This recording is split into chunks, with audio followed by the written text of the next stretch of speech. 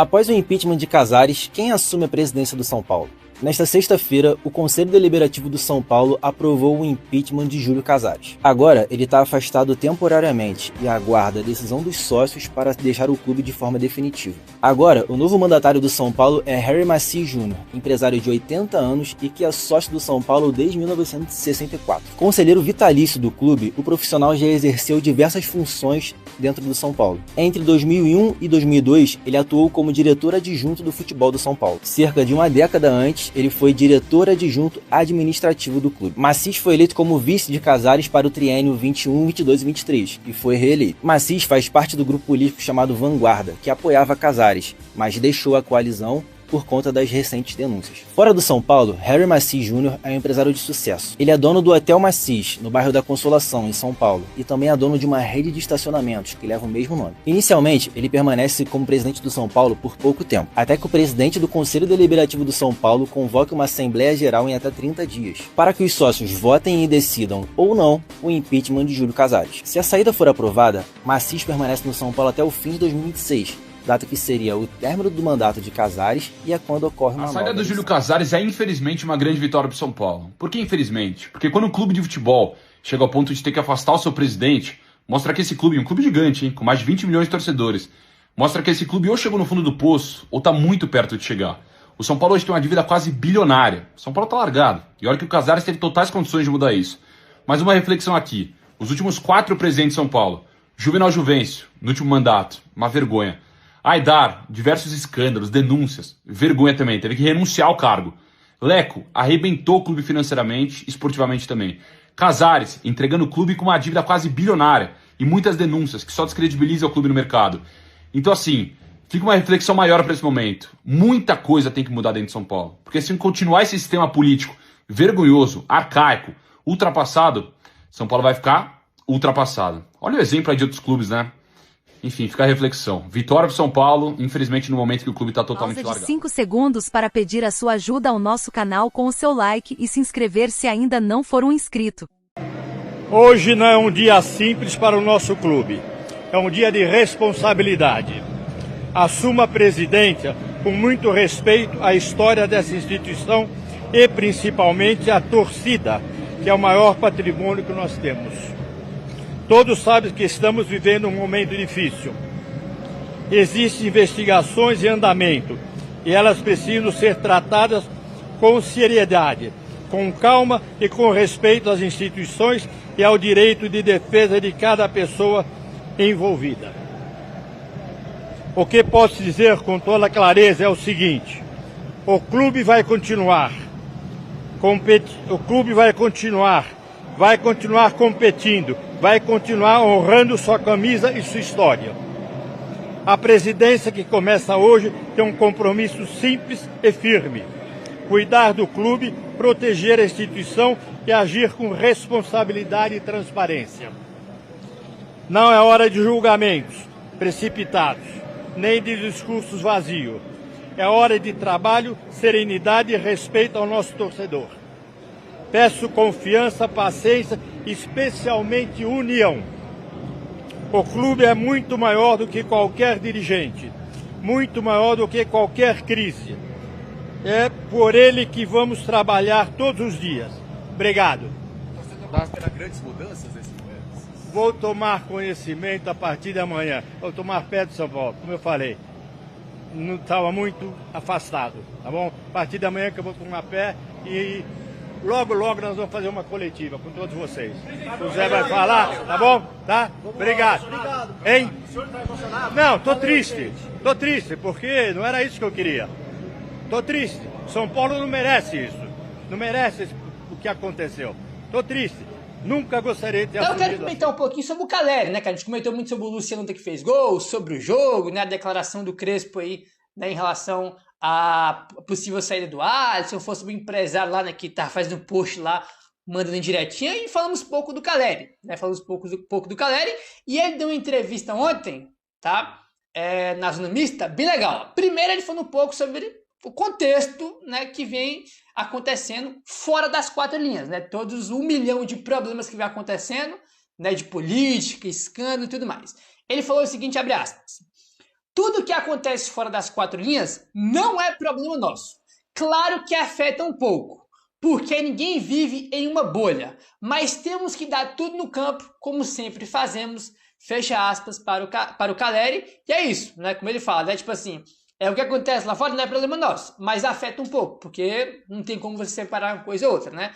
Vale lembrar que na semana passada, né, o presidente do Conselho Deliberativo estava na Barra Funda, no ambiente dos jogadores, dando entrevista para falar sobre política, né? Então não tem como você separar uma coisa aí da outra, né? E o Caleri também falou, rapaz, sobre esse período aí que ele ficou fora, né? Ele ficou 9 meses fora, eu pensei que era 6 meses, 7 por aí, né? São 9 meses aí que ele ficou de fora, né? E ele falou, né, sobre esse momento aí dele, né? E também já falou até um pouco sobre o clássico que tem domingo contra a equipe do Corinthians. Abre aspas aí para o Caleri. Foi um momento muito importante, muito feliz por voltar e pisar no gramado do Morumbi. Foram momentos difíceis. E que o melhor que eu posso fazer é estar dentro do campo, e foram 9 meses que eu perdi essa felicidade. Eu preciso muito do São Paulo e o São Paulo precisa dos líderes do elenco hoje em dia.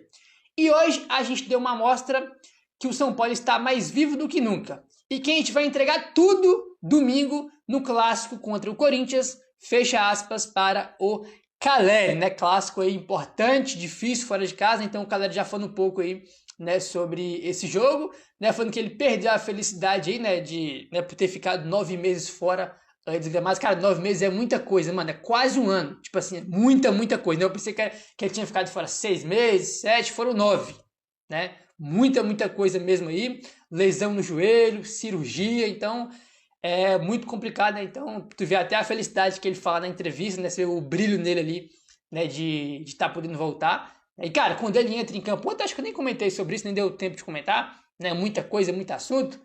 Cara, tipo assim, tava ali no segundo tempo, São Paulo tinha melhorado em relação à primeira etapa, né?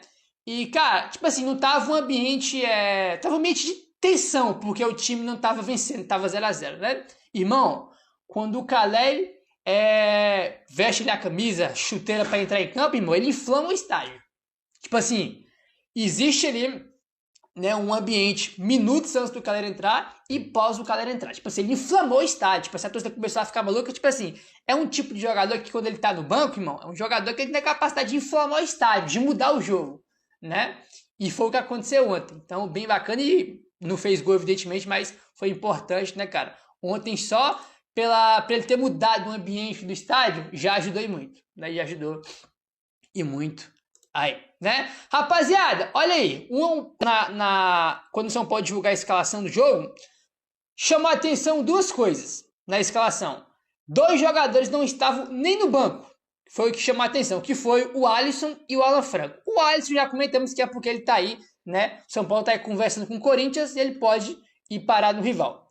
No caso do Alan Franco, ele foi preservado, segundo o Gabriel Sá, porque ele apresentou desgaste físico. Tá? E por isso não foi relacionado. A tendência é que esteja disponível para o clássico de domingo contra o Corinthians.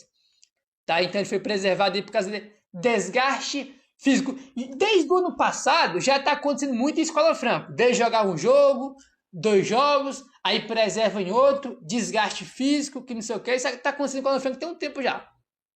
Né? Mas evidentemente que está com desgaste físico, então não dá para pôr o cara em campo, senão a chance aí de machucar é grande. Até falar, pô, Gabriel, desgaste físico aí com o jogo, eu acho que não é questão de um jogo. Como eu acabei de falar, ele tá assim desde o ano passado. Se você for pegar os jogos do Alan Franco, cara, ele tá, irmão, ele tem jogos muito picados. Jogou 3 jogos, ficou fora de um. Aí jogou mais 2, ficou fora de um. Jogou 4 jogos, ficou mais fora de um. Se você for olhar na reta final da temporada passada, foi assim no Alan Franco. Então, não é, nossa, teve só um jogo, o cara tá desgastado. Não, acho que já é algo do ano passado, né? Aí, enfim. Vamos ver se ele consegue ter uma sequência maior nessa temporada, né? Bom, vamos lá falar sobre essa questão aí do Alisson e do Corinthians, né? Ele que já não foi relacionado para o jogo de ontem, né? Vamos lá, porque temos aqui 2 notícias em relação a isso. Primeiro é que ele deu sinal positivo e que ele topa e joga lá, na informação que trouxe aqui o André não. Sinal positivo. O Alisson deu sinal positivo para ser o novo jogador do Corinthians a pedido do técnico Dorival Júnior.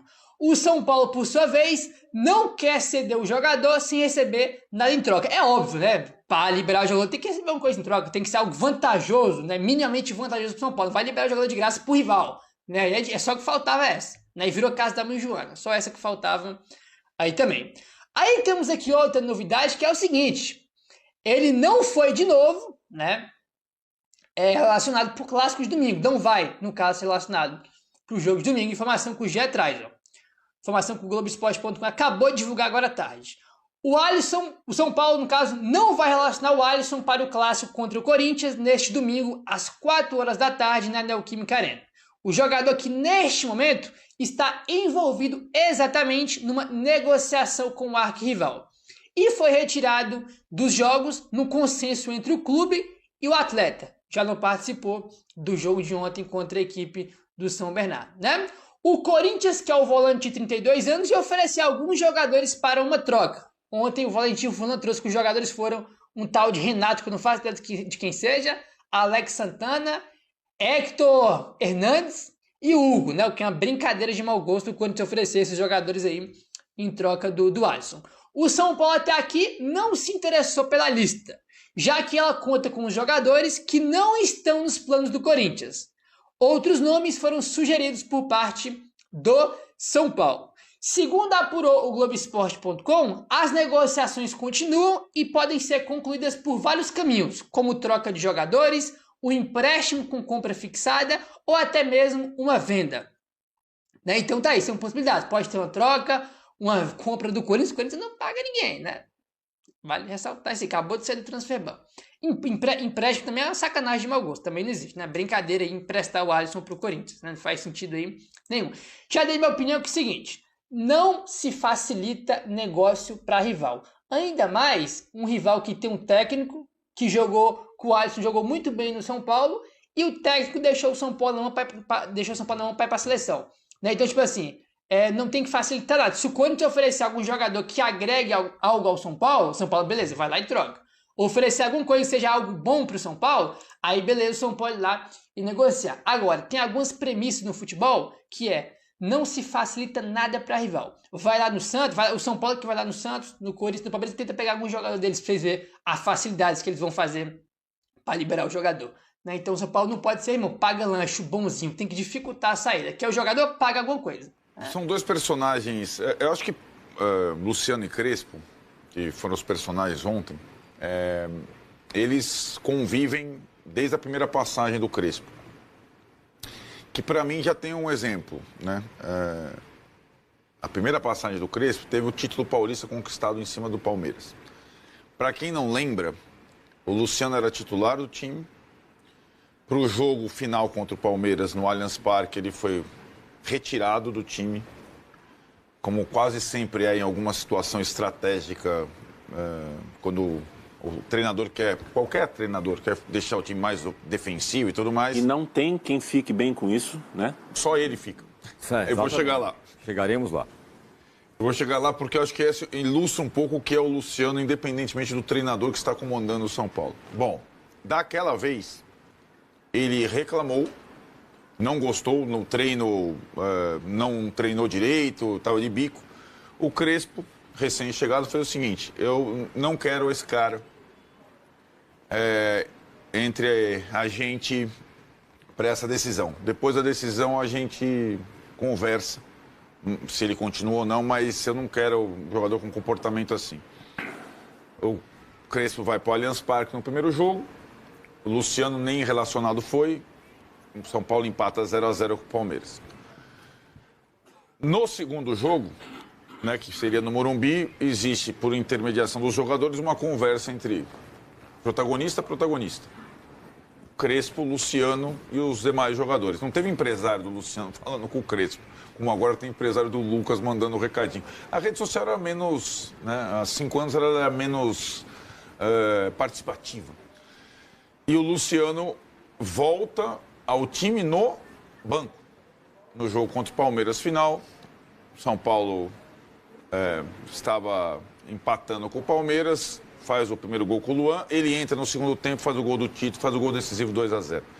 Desde então, só peguei essa passagem primeira, desde então, o Luciano, com todos os treinadores, uma hora ou outra, foi para o banco, ficou no banco.